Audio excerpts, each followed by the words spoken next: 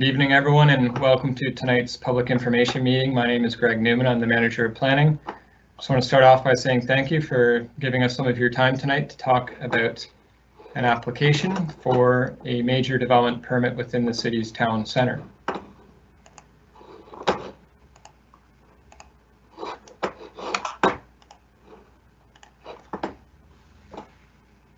I'm just going to start with a very brief introductory presentation, then I'll turn it over to the applicants to go through their proposal.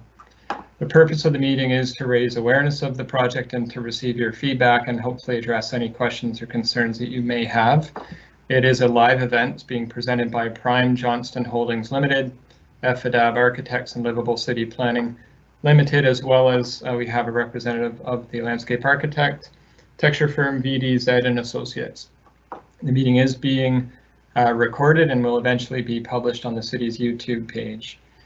When we get to the question and comment period, if we receive questions or comments that are not respectful or are not relevant to the proposal, we will not publish those, but everything else, the good, the critical, will be published for everyone to be able to see and for the applicant team or myself as a representative of the city to try and respond to.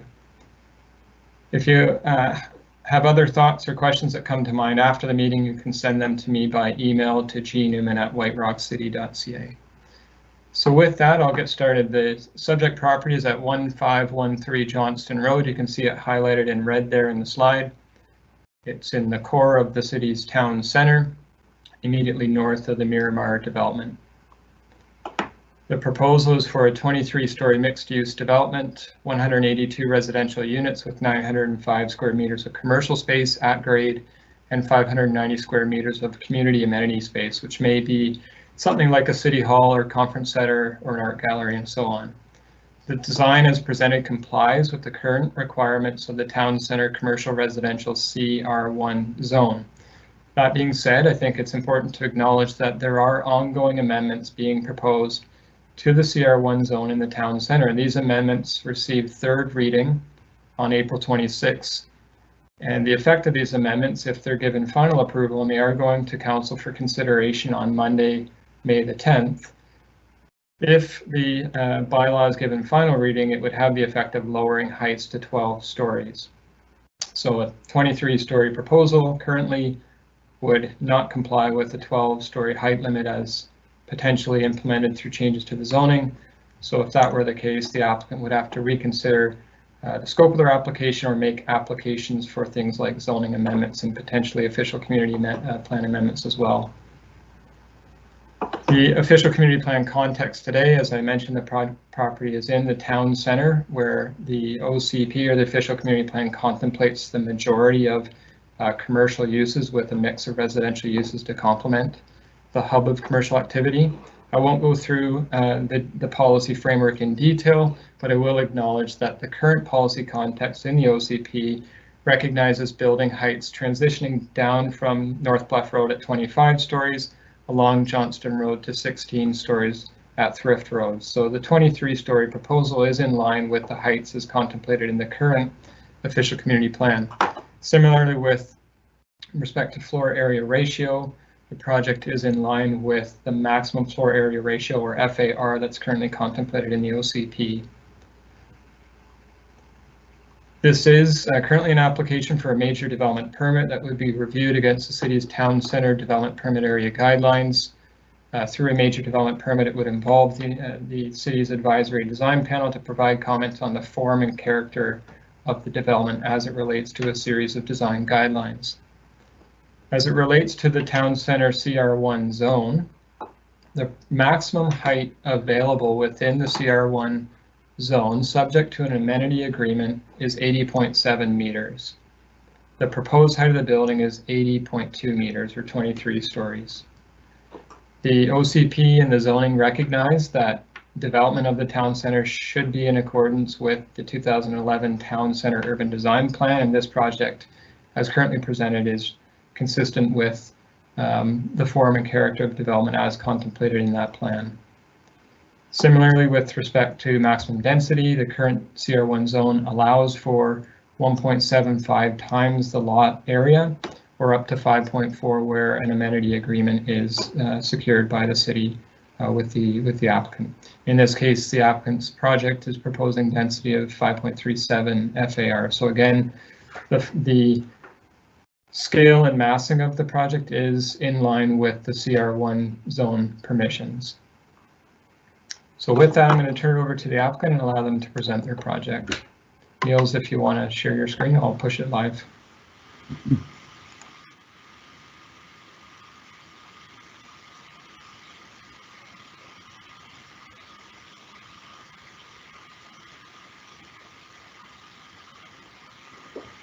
Great, thank you, Greg. Michael Mortensen from Livable City Planning. Just starting off, just thank you everybody for their time and their attendance and interest in this application. And what I'll do is kind of help moderate our end of the presentation and walk you through it. So the team assembled today, Neil's going to click to the next slide, is Prime Johnston Holdings, the developer. I'm acting as an advisor, planning consultant. You'll be hearing from Michael Habibi, who's the project and construction manager for Prima West Construction Limited. A presentation from Neil Wild from FADAB Architects will follow. We'll also hear from Jennifer Wall on the landscape plan for this project. Next slide. So really, the reason for being here is to exchange information. So we're going to do that in about 20 to 25 minutes to give you some more detail about the application, the compelling public benefits that will accrue to the City of White Rock, inherent in this application, and talk a little bit about how it complies with the city's land use policy, and then take some time to hear about your questions and interests. Really, we want to take your questions. We want to understand your interests specifically and how the proposal impacts you, ideas you may have about the proposal. So we understand the debate that's before council, and wanted to hear from you, and particularly how you might be impacted by the proposal and what you think the benefits are. So with that, I'll turn it over to Mr. Habibi, who will give us a little bit of a history on the application. Thank you, Michael. First of all, I want to thank Greg Newman, Carl Isaac, for their help and support, especially Carl for the past 3-4 years that we've been working on this project together. I really appreciate the way he always put the interest of the city ahead of everything else, and it was a joy working with the planning department of the city for the past few years. And I asked the team to put together a little bit of a more extensive timeline of the project for the people who are attending, to see what process we went through to get to this state, and to see how we tried to customize the project and design the project. After each design, making it more compatible with what is expected. I got involved in this project in mid-2017, when I think the new OCP was out. And given the location of the project, given the amount of attention that the OCP was given to this lot, we wanted to have an iconic building there. We wanted to have some sort of a landmark for the city of White Rock, and the proposal one that you see on the timeline was presented to the planning department. I had few meetings, and this was the time of the previous council. I had few meetings with Carl, and as I said, he gave me some information, and we concluded that maybe this design is too intrusive for the city of White Rock, with what people expect from a development. And we decided to, and we got the feedback from the planning team that they want more green space. So first of all, thank you to Team Ankerman for that first design. We went to the second iteration, which you see, I think it was towards the end of 2018, beginning of 2019, which was when we presented that to the planning team. In this design, we raised the whole building. So the idea was we paid more attention to that town square that was designed as part of the OCP right across the street from 1513 Johnston Road. And we expanded that park all the way towards Russell and Johnston to the length of our site. So, and we also presented an art gallery on the first floor of the tower, which was raised. So again, after a few back and forth communications with Carl and the team and presenting the design, we understood that it is very important for the city to keep that commercial line on Johnston Road. So we went back again and we came, and if you look at these designs, they're very creative and they're very forward thinking. We came back with a design that was more compatible with the OCP and the zoning, and we tried to stay within that. Again, Carl told me that the city hall is getting old and we need a new city hall. How can you help us? As I said, we worked really close together for the past 3 years. As soon as I heard that, I went back to the design team and I said that, put what you're doing aside, let's work on what the city of White Rock needs. So we designed a new tower with extensive area for the city hall, for the city of White Rock.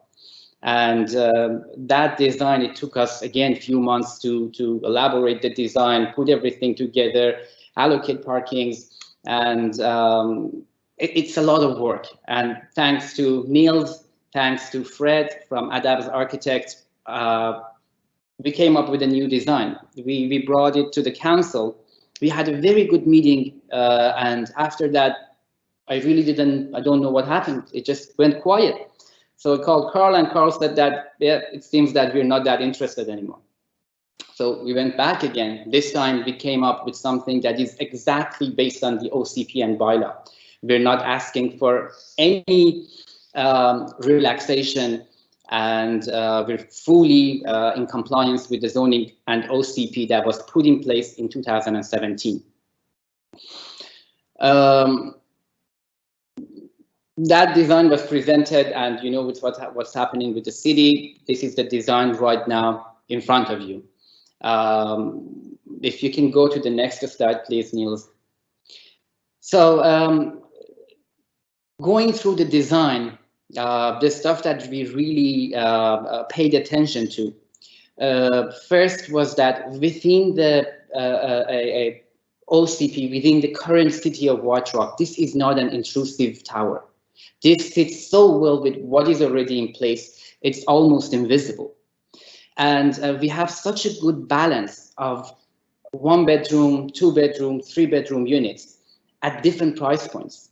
So we have 3 bedroom units, very affordable on the podium, and then we have 3 bedrooms on the penthouse level.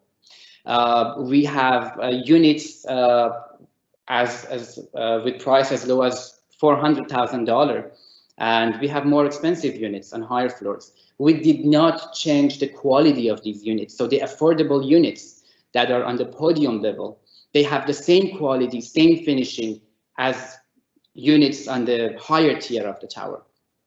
So we were really committed to what we've heard, to provide more affordable units, that we have product for everyone with like any income. In terms of the neighborhood, I went to each tenant that we have. Like the tenants right now we have in that property, they're like my family. I've been visiting them often. Three Dog Brewery, Scott and Pam, Peter Adams from Beach Brewery, Peter Raptis from Wooden Spoon, Raman from Pristine Hair Spa. So I've met with all of them. I offered them new space in the new. I wanted to make sure that the new development is not going to have any impact on their business, and they can come back when the project is ready. All of them were very happy, very welcoming, and kindly they provided their support to the project. In terms of number of parkings, like we understood the city of White Rock with all these new towers is going to lose curbside, it's going to lose parking. So we have like 180 units, and we have 300 if I'm mistaken, 330 parkings. We have 180 bicycle lockers. So we really paid attention to what the residents of White Rock want. At the end of my speech, what I want to ask everyone who's in this room and will look into this presentation later on is looking at this presentation, asking yourself, what is project is contributing to the community and what is it taking away? I think the answer to that question is going to be very straightforward. Again, thank you so much, Niels. Thank you, Jennifer Wall. Thank you, Fred. I pass it to Michael to continue. Thank you. Thank you, Michael. So to summarize, the public benefits proposed in this application include a community facility, not a city hall. So it's a scaled back area, a circa 6,500 square foot community amenity center in the heart of the town center, which could be used as a childcare center, a recreation center, or any other public use. Cash CAC payments would top up the total CAC value to about $6 million if you think of the in-kind value and the cash value. On top of that, there's about $2 million of development cost charges that would be paid to the city. So in total, $8 million of CACs and DCCs that the city would receive. Michael's touched on the range of affordable ownership housing that the development would provide. So housing choice, opportunity, diversity for people either downsizing or new families looking for their first home. In addition to that, you'll hear from Jennifer about the generous public setbacks and planting, landscaping, tree retention within the public realm. And you'll see that this project also delivers local shops and services that everyone in White Rock will use. Michael has talked about his work to retain existing tenants, and he's also touched on the supply of public parking. The development provides more parking than required by the bylaw, and that will contribute again to the success of the town center. Next slide, please. Yes. To put the CAC in perspective, there is the facility, a 6,500 square foot facility that has a variety of possible uses for a variety of different user groups. And that would be a turnkey facility handed over to the city of White Rock for its use. So there you can imagine all the different groups who might be interested in that space, supporting the social sustainability of the city of White Rock. The $8 million of CAC represents about 15% of White Rock's revenue for this budget year, for this fiscal year. So it's a significant contribution when you look at this one project in isolation. So I think what Michael's asking you and council to consider when reviewing this application is to look at it on its own merits. And I think the answer is that this application delivers compelling public benefits to the city of White Rock. So with that, next slide, I'll turn it over to the design team, Niels Wild and FDAB Architects to go into a little more depth about the design, followed by Jennifer, and then followed by Q&A. Thank you. Well, thank you, Michael.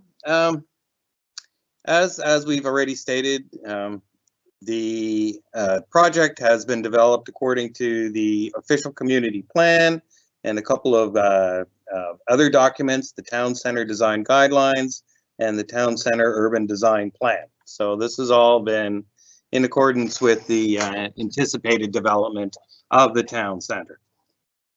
This essentially, we provide a mixed use project, which is retail at grade, which again was a city request, and residential above. The OCP also envisioned a park to the north side of our property with linear parks on both the north side and the west side.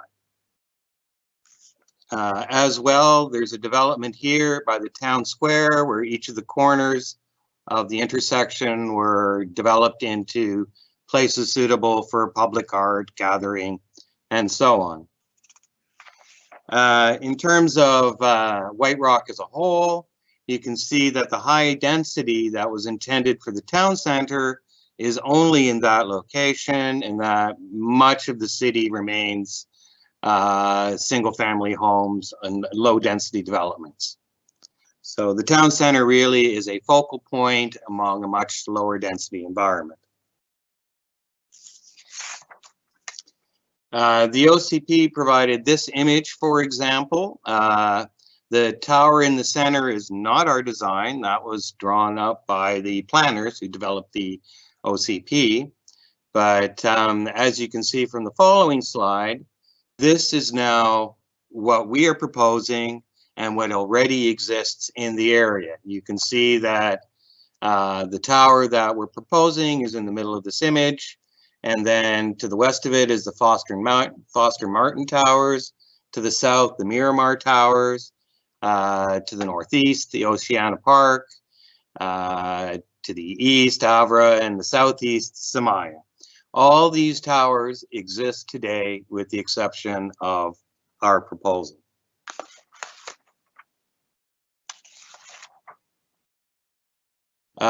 This plan, also coming from the town center design guidelines, shows our development and the relative shadows being cast by our building and the buildings that are anticipated around it. Now, all the buildings shown in this plan have not been built. Some of them are proposed, others have been built. Foster Martin, I guess, was not anticipated. That's sitting over here. So things have been modified somewhat since, but the intent of this slide is to show how the development is in keeping with what was anticipated in the surrounding area and by the OCP. Here we have a slide showing the shared views. Essentially how our building would impact the views from the adjacent towers that I've already described. And on closer examination, you can see that there's relatively little impact of the tower to most of the adjacent buildings, with the exception of the Miramar Towers to our south, whereas if you're facing directly up to us, then that has some prominence. But most of the other buildings from further away, there's relatively little impact on the views from those towers. Here we also have a shadow analysis taken on 4 days of the year, the 2 solstices, the 2 equinoxes, at 4 times of each day. And with the exception of December 21st, where the sun is essentially at the horizon in White Rock, you can see that the shadows are reasonable. Most importantly, the impact to the park on the north side of our project is relatively little, except during from late fall to early spring. Here we see the floor plan of the building. The blue is the public amenity space. You can see that this space has frontage on Russell Avenue, as well as to the west, where there's a lane and a future park anticipated, giving the amenity space its own identity on the main floor. On the Johnston Road side, we have retail spaces where the Three Dogs Brewery is anticipated to return to this site, as well as we've tried to keep the open plan as flexible as possible to allow for different size stores or other retail uses. The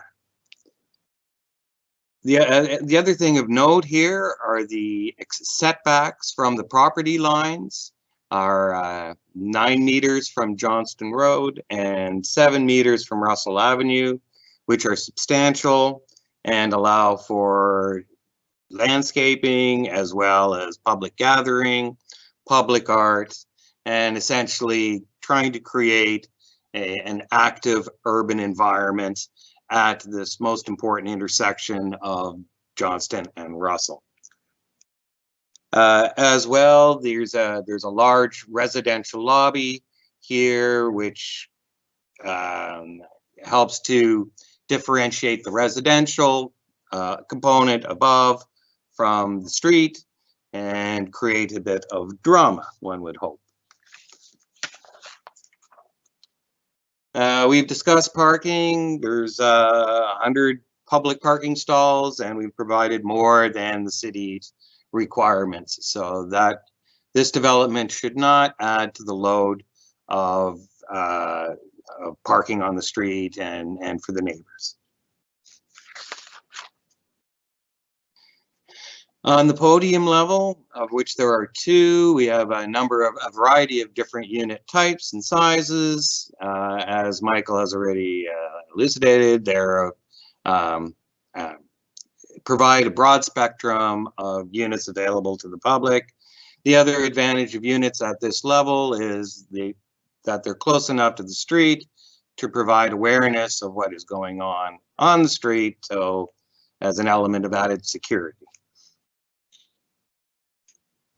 In all cases, we have provided large roof decks and or balconies, both at the podium levels and then at the top of the podium, which is transitional to the tower. We also have a extensive green roof with landscaping and deep planters to allow for fully mature trees and other activities such as childcare child's play area, community gardens, and a variety of other private amenities on that level, as well as views towards the park to the north here when it evolves. As we reach the tower, the units, the glazing to the units becomes that much more extensive. Essentially, the entire exterior wall is glazed. It should be noted that the floor to ceiling heights are 9'4", so significantly higher than would otherwise be standard. All rooms have 2 windows at opposite ends of the room to allow for natural ventilation, that being so that it does not require any machinery to ventilate these spaces under most conditions. And where possible, the windows are on opposite sides in the corners to allow for very effective cross ventilation. Again, there's a good variety of unit types, 1, 2, and 3 bedroom. The units tend to get larger as we move up the tower, as do the balconies. These balconies are all oversized, and the higher the floor, the larger the balcony becomes. At the top, we have a couple of penthouse levels to allow the building to step back and meet the sky more gracefully, as well as large planters that are more than sufficient for mature trees sitting at the top of the building. This should all help to enhance the elevations of the buildings. Let me show you some views. Street perspective, you will see again, east elevation, south elevation, that's the one facing the Miramar Towers.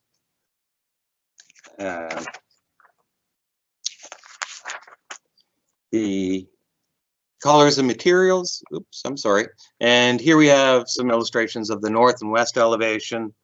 Of note is a large green wall that we provided at the north side facing the future park to create a nice green edge to that park. And also the diamond-shaped windows that run along the spine here illuminate the scissor stair that runs in behind so that there's natural ventilation and illumination throughout the building. In terms of colors and finishes, I'm sorry, I'm gonna have to make this quick because I'm almost run out of time. The color scheme is essentially a white building with off-white shades, pale yellow, pale brown. The materials are intended to be durable and to maintain their aesthetic appeal over time, so they are both durable and easily maintained. The concrete, exposed concrete, which is seen at the balconies, has a high fly ash content to make it pale, and again to bring the shade closer to white. More can be said later, but at this point, I would like to pass the mic to Jennifer, my colleague, who will tell us about the landscape. Thank you. Thank you very much, Niels. So yeah, a lot of the landscape parameters and points have been briefly touched upon already, so I'll just make a concise summary of where we're at. So looking at the ground plane level here, all our landscape components addressed the White Rock Town Center design guidelines while also supporting the architectural design, SEPTET principles, and sustainable landscape practices. You can see on Johnston Road, two key things here is that the retained trees. So there are 3 existing trees there that are quite young still, so they're fairly new. So we've sought to retain those and keep their presence there, give them more time to mature and grow. And we have another retained tree, honey locust, down on Russell Ave. So to complement that, we have added more honey locust along that street edge to continue that tree species diversity along there.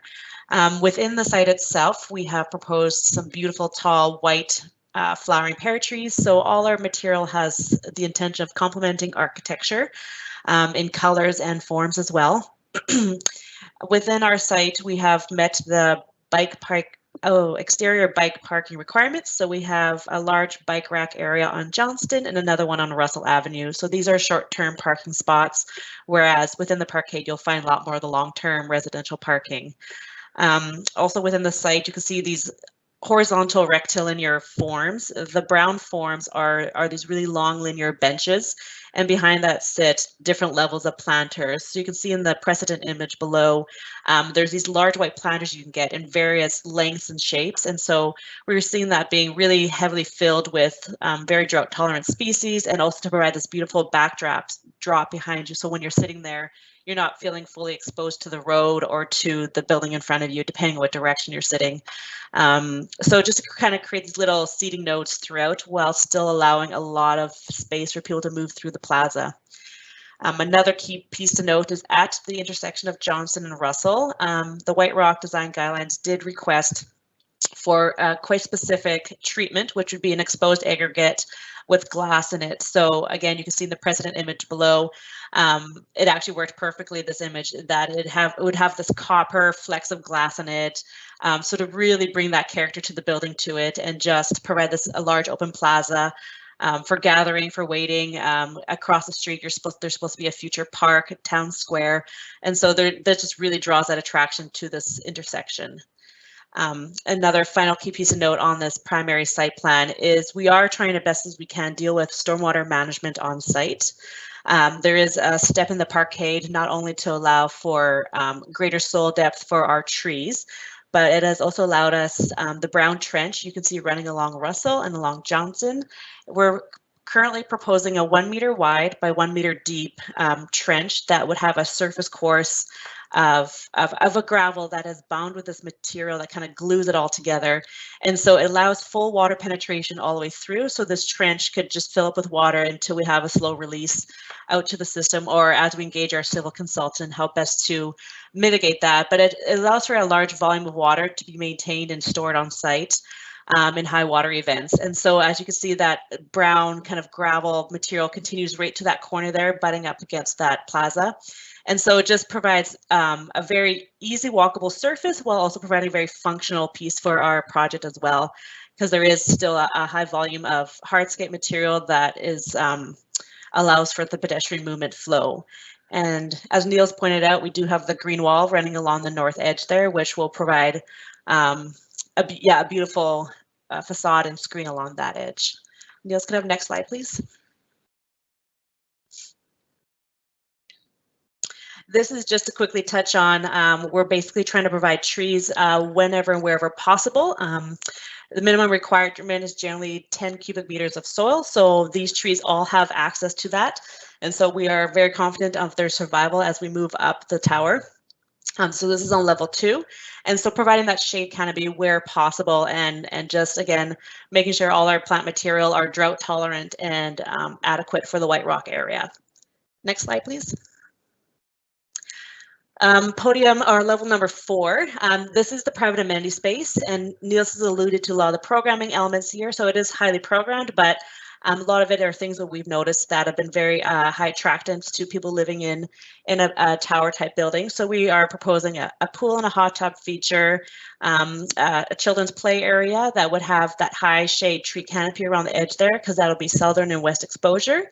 A community garden space, which is very, very popular nowadays. And then you can see just to the north, that light green square. That's going to be a small piece of, let's say, a small sedum green roof, because that allows you to have lounge and have that open view out towards that park area and in that general north direction. So catch some rays up over there. And then directly out of the primary amenity space, you got a barbecue area, more of a eating, dining, gathering space, and lounging tables and fire pit. So just kind of a really central space for all the residents of the tower. And then as you can see on the west side, a lot more heavily planted, dense vegetation. And we're providing screens between units where necessary, whether that's through fencing or through the planters themselves. Next slide. Again, this is just touching on the vegetation going all the way up to the very top. And we're very comfortable with the details and the structure of how these trees would be installed and planted up there. And even at the very top of level 24, we're proposing, because it's a large patio space and rooftop amenities, still proposing a little bit of green roof in there, break it up a bit, give some attention to it. So, you know, maybe you're flying over, coming home, and you can still see this beautiful treatment at the very top, and it's not just going to be a big slab of concrete. So on all our landscape treatments moving up the tower, we are still proposing a paver slab that would be installed that is going to be very light in color, so to really reduce that heat island effect and any sort of heat retention by the building. And then last slide, please. This just gives you a scope of kind of some of the plant material we're looking at right now. So as I mentioned, we're looking at really pulling into the architecture colors and the tones they're working with. So a lot of coppers, whites, yellows, greens, and just that really tall linear form for some of the trees. Yeah, I think the palette works really well, and they're also very drought tolerant and very hardy for this area. So again, we're very confident in these species selections, and I think it'll look absolutely amazing. So that's it for landscape from our end. Thank you for your time. Great, thank you, Jennifer. Now this, I guess, moves us on into the Q&A portion of the event. So we've left half the time for you folks to ask questions. I see there's a number of them questions queued up on the Q&A, and maybe ask Greg if he would guide us through some of the questions.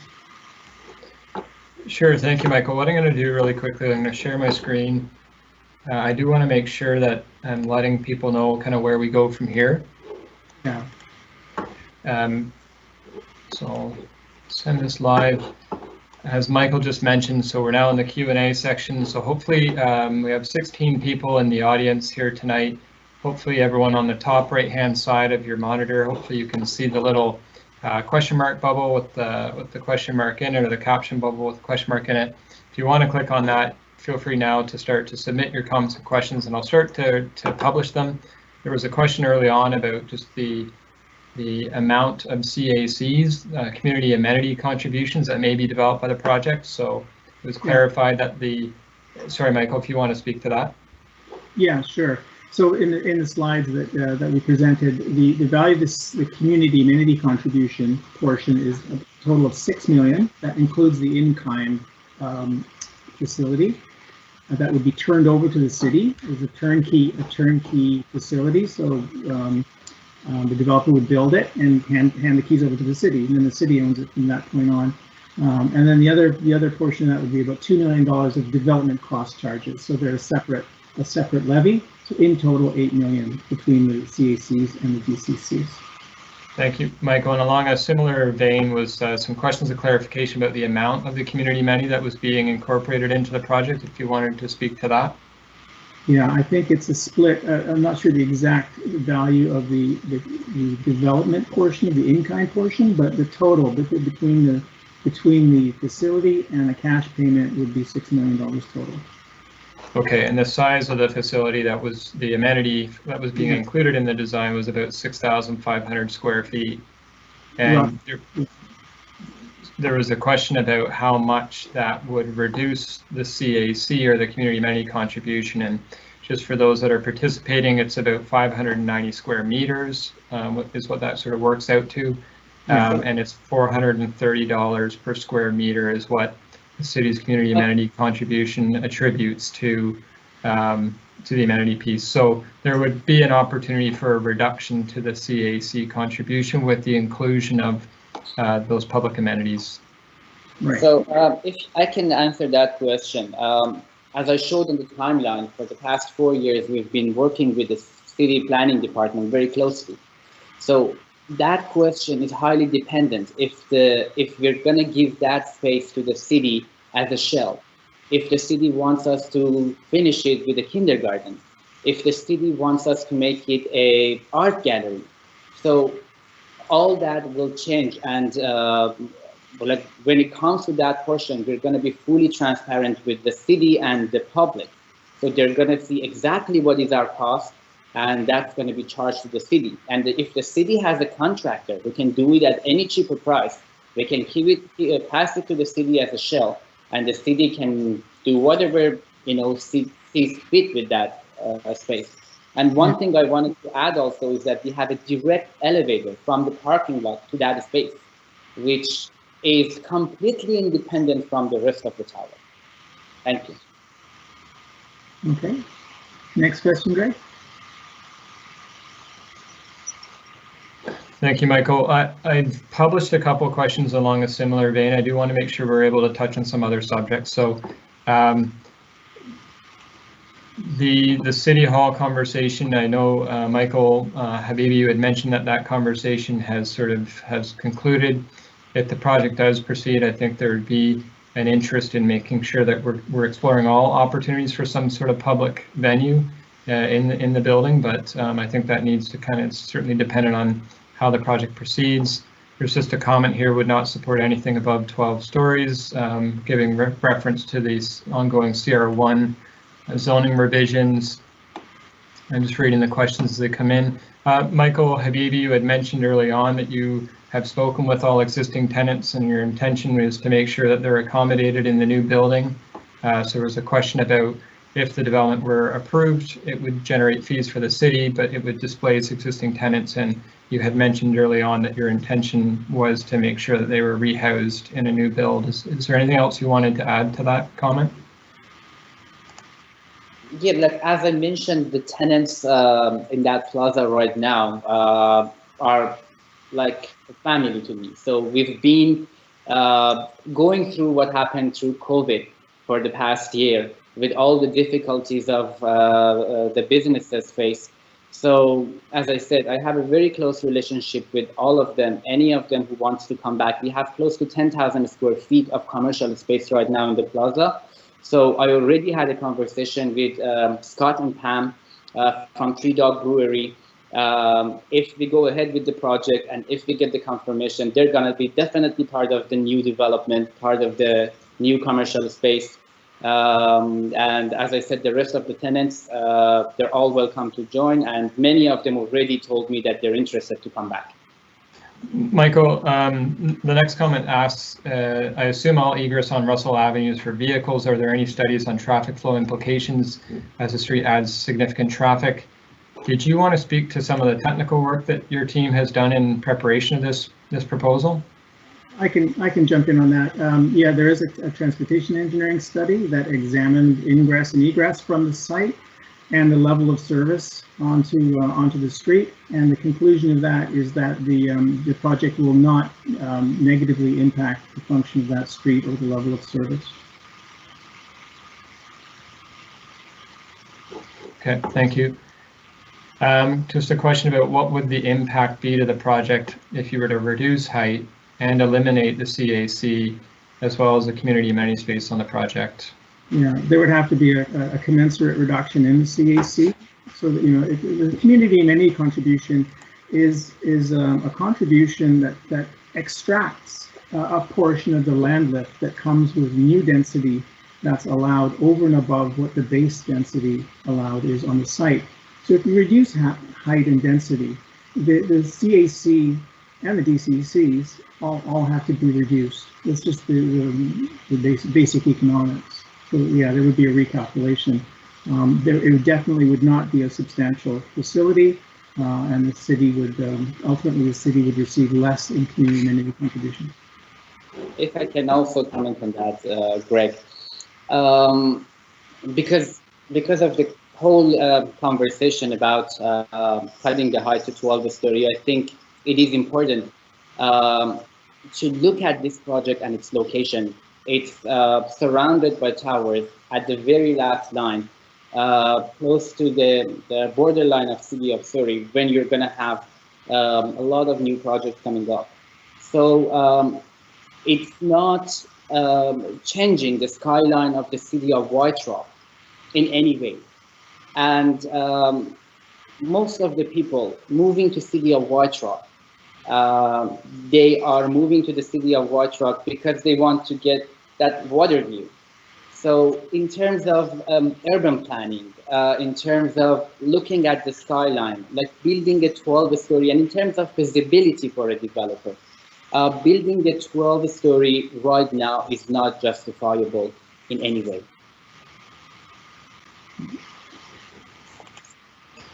There's a similar comment, Greg, on is there any room in your proposal for low income or assisted living type housing? And again, you know, as someone who works in this field, I've worked for CMHC in affordable housing for 5 years. Like nonprofits are some of my clients. I'm working with BC Housing on a number of low income housing projects and redevelopments.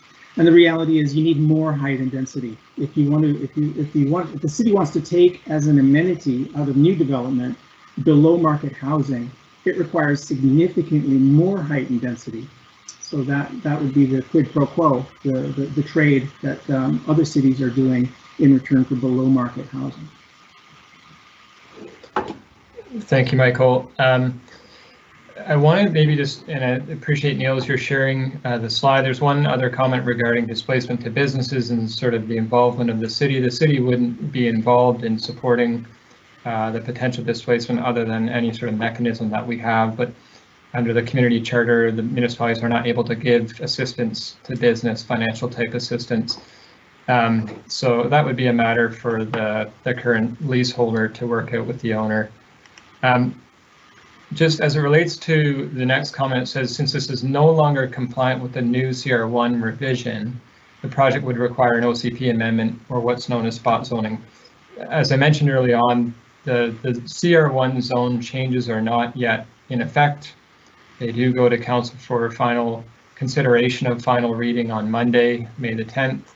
If they are approved, the applicant would have to, as I mentioned, either adjust the design to comply, or they would have to apply for rezoning to enable a taller building, more density than what the CR1 zone revisions would establish. Now, I wanted also to sort of acknowledge that in addition to the zoning is the official community plan, and city staff are actively working on amendments to the OCP, the official community plan, that would ensure that the policy framework where it looks at height and density is aligned with the CR1 zone changes if those come into effect. So the project as presented would, if those changes come into effect, need both a zoning amendment and likely an official community plan amendment as well.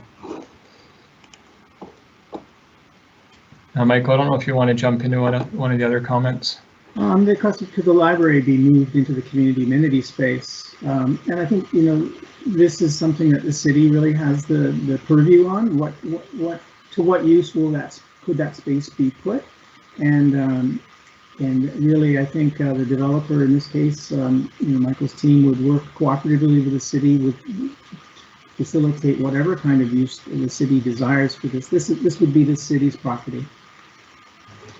Thank you, Michael. There's a comment from someone named Scott Ketty, who may be the owner of Three Dogs. who is offering their support for the building at 23 stories and acknowledging that there is an opportunity to move the business. Great.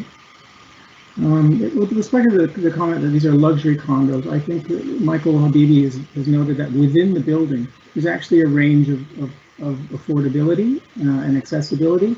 These are not below market units. Again, back to that question of, if there's below market housing on offer, there really needs to be, I think the trade is a lot more density and height. But I think there are a range of price points within the building, and Michael has alluded to that some of them are actually very attainable and affordable to local families on local incomes. Thank you, Michael. So I'm just noticing, folks, we have about 10 minutes left. We are still here. Feel free to keep the comments and questions coming.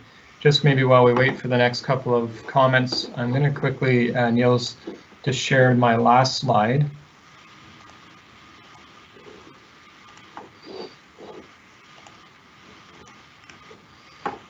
So hopefully people can see that now. Just where we go from here. So we will review and consider the feedback that we received tonight. I also want to acknowledge that on the event details page, so the page that you navigated to in order to get here tonight, we have a link to a digital feedback form. So hopefully you're able to complete a copy of that feedback form and offer your support or non-support for the project, and also offer any additional comments or thoughts that you have. We'll keep the form alive until May the 13th, so next Thursday. And then we'll include all those completed feedback forms in a future report to the Land Use and Planning Committee. So where we go from here is we receive your feedback, we'll consider it and work with the applicant on any changes that we may need to make. We would then present the major development permit application to the city's advisory design panel, and the applicant can make adjustments based on the feedback of the panel.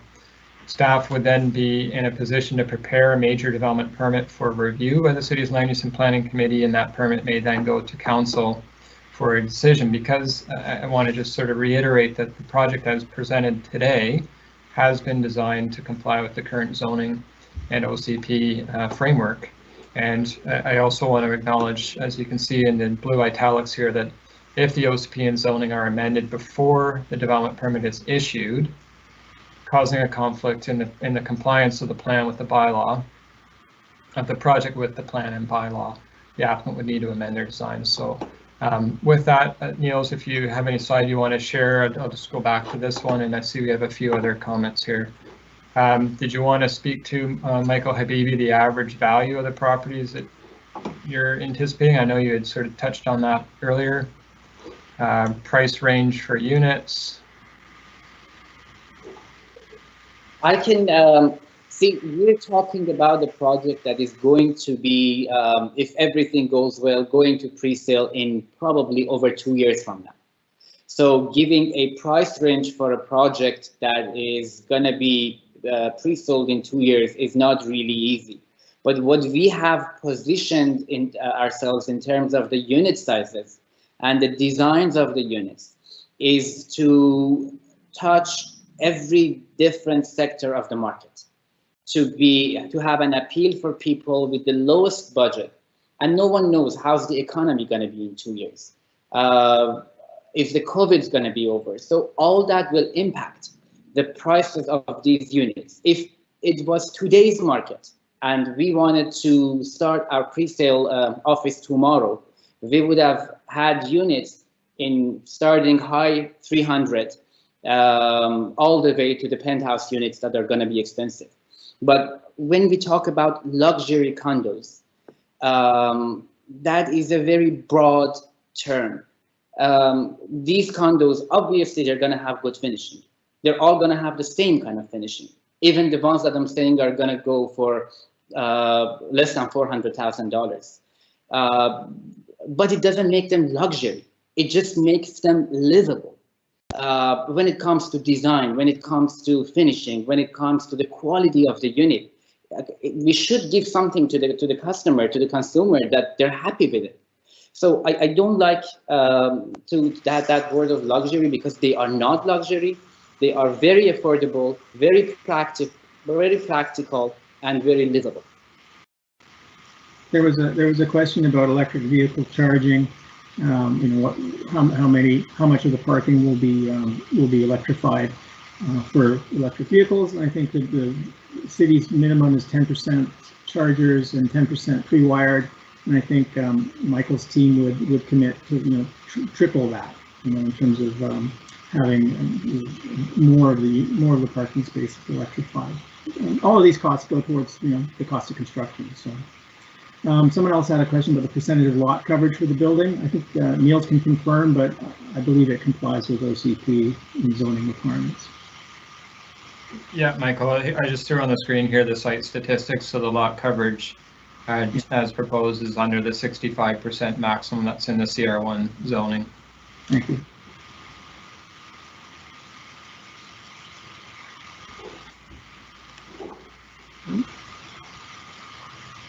So just being mindful of time, everyone, we have about 5 minutes left. We're happy to take any additional questions or comments that you have before we close tonight's public information meeting.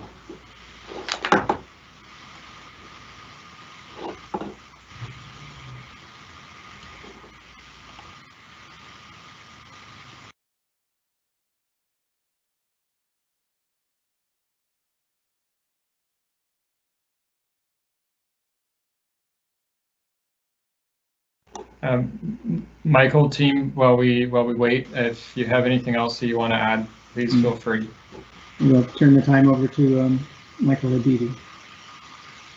Yeah, I just want to thank everyone, the team especially. Like we spent a lot of time on this project, and I hope that the people who are submitting their feedback at the council, everyone considers that our hard efforts, sincere efforts for the past 4 years to come up with the design, to come up with the project that we're all proud of. As I said, just looking at the project, put any prejudice aside and think about what this project is taking away from our community and what is it that it's contributing to the community. That's my only request from everyone who's watching this presentation. Thank you. Thank you, Michael. I do see another comment about lot coverage at 65%, with maybe the observation that there appears to be more of the ground being covered. Lot coverage is a measure of how much of the property is covered with buildings or structures, so it would not include, say, the permeable pavement that Jennifer spoke to, or the plantings and those other features on the ground. It only captures the portion of the property that's covered with buildings. Right.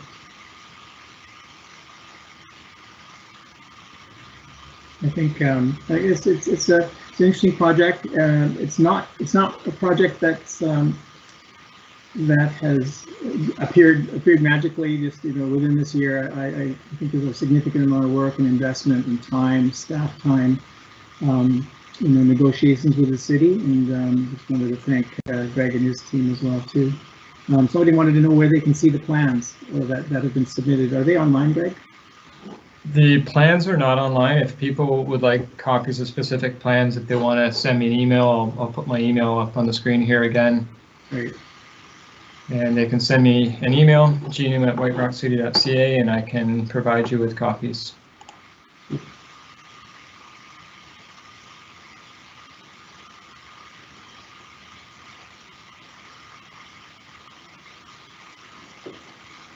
Great.